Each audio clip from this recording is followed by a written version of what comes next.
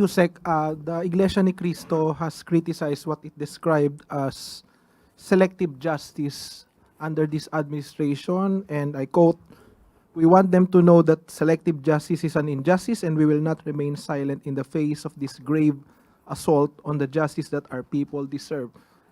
Do you share the view, or do you agree that there's selective justice under this administration? Sa ngayon ay wala pong selective justice na namamayani sa administrasyon ni Pangulong Marcos Jr.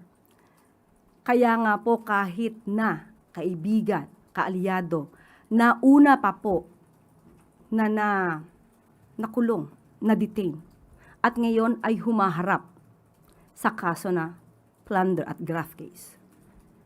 Doon pa lamang po ipapakita na totoo ang sinabi ng Pangulo. Kahit anong kulay nyo, kamag-anak, kaibigan, kapag kayo po ay may ebidensya, at may ebidensyang laban sa inyo, sa korte nyo na lamang po ito ipaliwanag o depensahan. At kung kayo po ay makakapagdepensa ng sarili, yun naman po ang masasabi rin nating justice.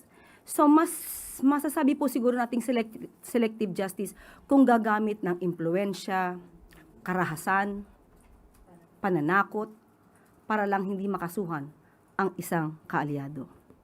Yun po ang selective justice.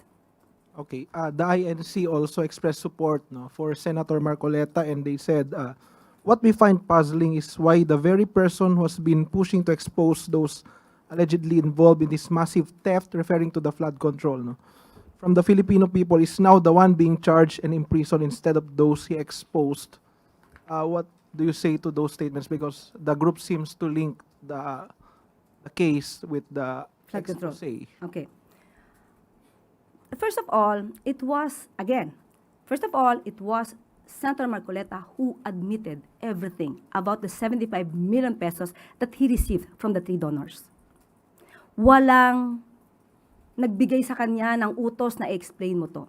Nagkataon lang po na yung kanyang SALN at SOSE ay hindi nagtugma at yung mga taga-media ay kinall out bakit mas malaki ang SOSE yung kanyang campaign expenses or election expenses as compared sa kanyang SALN.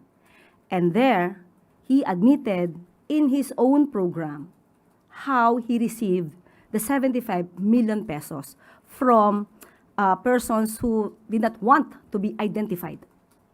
Sa kanya po nanggaling ito. Hindi po siya pinipili.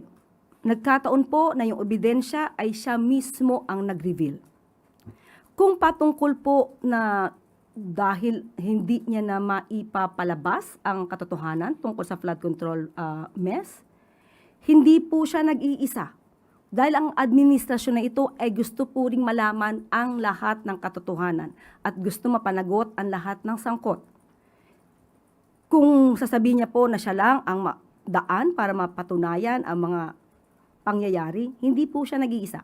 Marami pa po. Kahit po kayong mga taga-media, pag nadyadyaan po yung mga resource persons, kahit wala pong Senado, kahit walang Senate hearing, makukuha niyo po ang katotohanan basta totoo ang kanilang sasabihin. At kailangan na kayo ang magtanong dahil ang mga tanong niyo ay walang kulay at hindi spoon feeding.